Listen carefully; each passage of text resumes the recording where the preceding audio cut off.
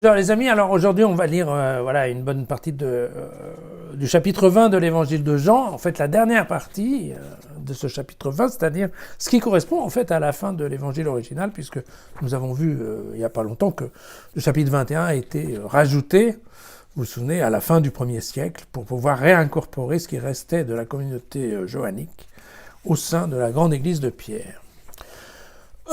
Le soir de ce même jour, qui était le premier de la semaine, alors que par crainte des Juifs, les portes de la maison où se trouvaient les disciples étaient verrouillées, Jésus vint.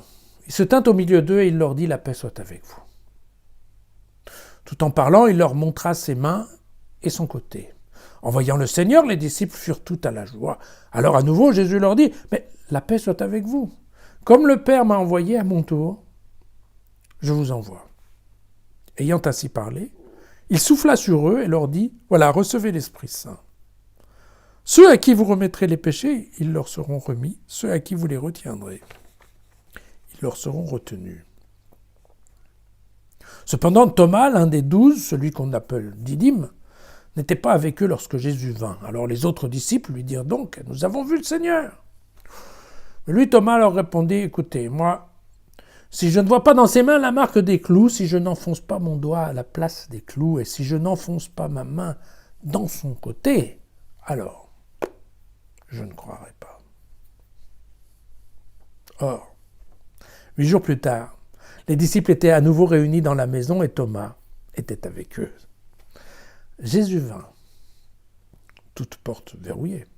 Il se tint au milieu d'eux et leur dit « La paix soit avec vous. » Ensuite, il dit à Thomas, « Voilà, avance ton doigt ici et regarde mes mains. Avance ta main là et enfonce-la dans mon côté. Cesse d'être incrédule et deviens un homme de foi. »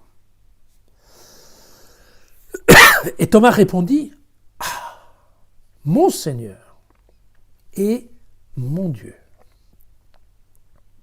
Alors Jésus lui dit, « Parce que tu m'as vu, tu as cru. Bienheureux ceux qui, sans avoir vu, ont cru. » Voilà, Jésus a opéré sous les yeux de ses disciples bien d'autres signes qui ne sont pas rapportés dans ce livre. Ceux-ci l'ont été pour que vous croyiez que Jésus est le Christ, le Fils de Dieu. Et pour que, en croyant, vous ayez la vie en son nom.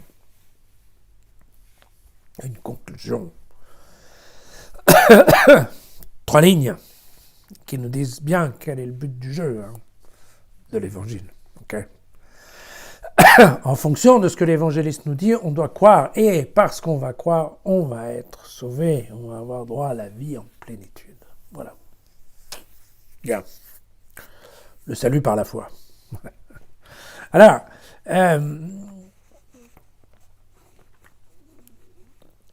il y a 3 paragraphes en fait dans ce passage. Il y a un premier paragraphe qui est effectivement l'apparition aux disciples et la transmission de l'Esprit, c'est-à-dire en fait la Pentecôte. C'est la Pentecôte que Paul va raconter au début, que Luc va raconter au début des Actes, d'accord. Jean, lui, le met dans ce dernier chapitre de son évangile. Et puis, évidemment, sans les petites flammes. Et puis ensuite, il y a ce fameux épisode de Thomas, et puis finalement, cette conclusion, qui est la conclusion en fait de tout l'évangile de Jean. Voilà. Alors,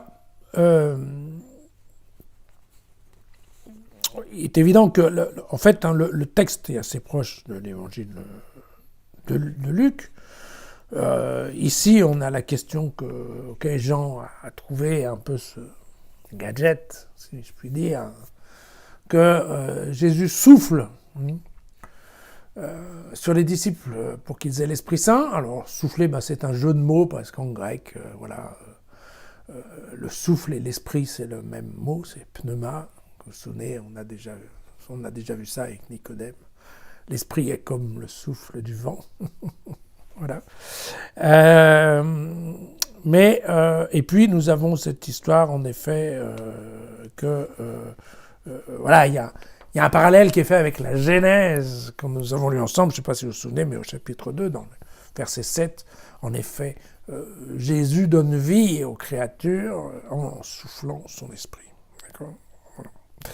Et donc, évidemment, le don de l'esprit est conjoint à l'envoi en mission, puisque quelque part, en fait, c'est ça, avec le départ de Jésus, en fait, voilà, Jean crée une nouvelle génération, voilà, de disciples qui vont propager l'évangile. Voilà. L'épisode de Thomas, il est amusant d'abord, et puis c'est une exclusivité de Jean, on ne trouve pas ça autre part. Alors, c'est quoi l'idée ? L'idée, c'est que Jean, je vous rappelle, qui écrit globalement, juste un peu plus tard, mais dans les mêmes années que Luc avec Matthieu, en fait. Ils sont confrontés à un problème qui est le suivant, c'est que les membres de leur communauté sont des chrétiens de seconde ou de troisième génération, qui n'ont jamais vu, ni, bien entendu, Jésus, ni des disciples qui, eux, auraient vu Jésus. Voilà, ça s'est éteint, parce que, vous voyez, si on est en train de parler, si les disciples sont nés à peu près en même temps que Jésus a été crucifié, il avait 33 ans, donc, ou 30 ans, on ne sait pas trop, mais donc, effectivement, voilà, en l'an 80, il n'en reste pas beaucoup des gens qui ont connu Jésus. Et donc, on est confronté à une nouvelle problématique, qui est de faire croire des gens qui n'ont jamais vu, voilà, et qui n'ont même pas vu des gens qui ont vu. Et donc, bien entendu, il y a pas mal de gens dans la communauté chrétienne qui disent « Ah, si au moins on avait vu, à ce moment-là, ça aurait été plus facile. » Voilà. Et donc, c'est pour ça que Jean nous raconte cette histoire, qu'on peut essayer de comprendre comme ça. Bon, d'une part, Thomas est un disciple. Et c'est un disciple qui est présent. Il était dans l'histoire de Lazare, auprès de Jésus. Donc, comme disciple, s'il y a un type qui aurait dû croire, c'est Thomas. Surtout qu'en plus, il a vu la résurrection de Lazare. Donc s'il y en a un qui ne devrait pas être surpris, c'est Thomas. Et vous voyez que Thomas ne fait absolument pas confiance, il ne croit pas une minute, à ce que lui racontent ses collègues. Comme esprit de corps au milieu des disciples, on fait mieux. Voilà. Alors, évidemment, à partir de là, Thomas fait un peu le malin en disant « Ouais, moi tant que je ne touche pas », et puis il donne les détails d'où il veut toucher. Alors moi je ne croirais pas. Et manque de peau, paf, la semaine après, Jésus est là, il lui dit « Vas-y mon pote, touche ». Jésus prend Thomas au mot. Formidable. Vas-y mon gars, touche. Et là, c'est aussi ce qui est formidable, c'est que Thomas, du coup, il touche même pas. Ça vient bien, il n'y a pas ce détail dans l'évangile. Thomas, il touche pas. En fait, Thomas, il se retrouve exactement dans la situation de ses copains qui ont vu. Voilà, ils ont vu. Il y a eu des trous, mais ils n'ont pas touché. Donc tout ce qu'il a dit avant, en fait, lui non plus, il n'a pas touché. Et par contre, sa réaction, et c'est là où c'est intéressant, sa réaction, elle n'est pas de dire « oui, je crois », il dit tout de suite « ah, mon Seigneur et mon Dieu ». C'est-à-dire quoi ? Quand il dit « mon Seigneur et mon Dieu », il reconnaît en fait, vous savez, la souveraineté en tant que maître et seigneur. Voilà.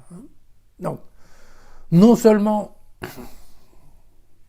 je reconnais en toi, Jésus, mon maître, mon gouverneur, celui que je suis en tant qu'homme, n'est-ce pas ? L'homme que j'ai suivi pendant ces dernières années, et auquel, bien entendu, j'obéis, voilà. Et puis, je reconnais aussi que tu es Dieu, que tu es mon Dieu. En fait, attention, là, c'est une confession très forte de la divinité de Jésus. D'accord ? Donc, par ces deux petits mots, en fait, Thomas en fait beaucoup plus que le reste de l'équipe, dont on ne sait pas exactement ce qu'ils ont dit. Ils ont vu Jésus, ils ont été contents. Ils ont été contents, mais ils sont restés incrédules. C'est bien écrit. Crédules, ils ont quand même eu du mal. Voilà. Lui, Thomas, parce qu'en fait, qu'est-ce qui s'est passé ? En fait, c'est pour ça que cet évangile nous touche.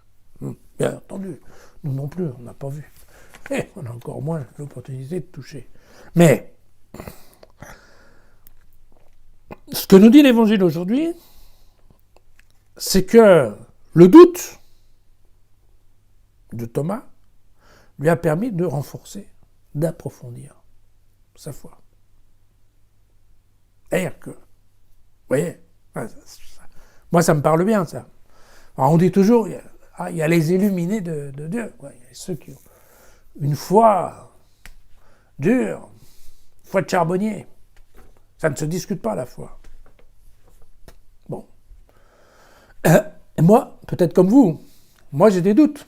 Eh oui, j'ai des doutes. Et parce qu'on a des doutes, c'est parce qu'on a des doutes que on cherche, qu'on lit, qu'on essaye de comprendre, qu'on travaille un peu, hein, entre guillemets, de façon à renforcer notre foi. Et en fait, effectivement, c'est bien ce doute qui fait qu'à la sortie de notre travail, entre guillemets, eh bien, effectivement, parce qu'on a réfléchi, parce qu'on a médité, parce que ce que vous voulez, eh bien, en effet, à la fin, on sort plus convaincu qu'on l'était au départ. En tout cas, c'était le cas de Thomas. Voilà. Et donc, c'est ça l'idée, c'est que la foi n'est pas une science. On le verra plusieurs fois, vous savez, chez Jean, il le dit à Nicodème. Toi, tu es un maître, je ne comprends pas. Hein, tu es un maître de ces choses-là et tu sais pas ça, tu sais pas, voilà, mais tu sais pas tout simplement parce que tu n'es pas né de Dieu, voilà. Tu n'es pas né d'en haut. Et il dit bien, il y a ceux qui sont nés de l'esprit, il y a ceux qui sont nés de la chair. C'est pas fastoche, quoi. Et donc, effectivement, c'est pas une question qu'on apprend dans les livres. Alors, plus ou moins, parce qu'en effet, mais regardons bien, moi qui passe un certain nombre de temps dans les livres, je n'ai pas forcément plus de sûreté, il n'y a pas tout écrit dans les livres. Par contre, ça me permet, les livres sont une bonne base pour réfléchir, pour prier, pour méditer, pour essayer de comprendre, pour faire travailler sa cervelle et se faire une idée qui soit compatible avec ce qu'on est prêt à accepter de l'idée de Dieu. Hein, c'est bien comme ça que ça se passe. Et donc, vous voyez, ici, il y a un autre point qui me paraît important dans l'évangile, c'est que vous avez vu que depuis que... Alors bon, c'est vrai pour tout l'évangile de Jean, on l'avait dit, c'est la souveraineté de Jésus, c'est Jésus qui est aux commandes, c'est Jésus qui prend l'initiative, c'est Jésus qui va en avant de la cohorte, de la passion, de la croix, tout ça, ok, d'accord. Mais là, en plus, depuis qu'il est ressuscité, tout est initiative de Jésus. On se souvient que c'est Jésus qui parle à Marie-Madeleine, c'est Jésus qui se pointe au bord du tombeau. D'accord ? Et, une fois de plus, ici, à toutes les fois, les portes sont fermées et c'est Jésus qui s'invite. C'est Jésus qui est à l'initiative de la rencontre avec le ressuscité. D'accord ? Et donc, je pense que c'est exactement la même chose avec Thomas. Vous voyez, c'est Jésus qui a pris l'initiative de le voir. Il dit, vas-y, mon pote, touche. Thomas n'a pas spécialement cherché à voir Jésus. D'accord ? Voilà. Et donc, vous voyez... voilà, je pense que cet évangile de Jean, moi je l'aime bien. Enfin, bon, vous avez compris, d'accord. Okay. À demain.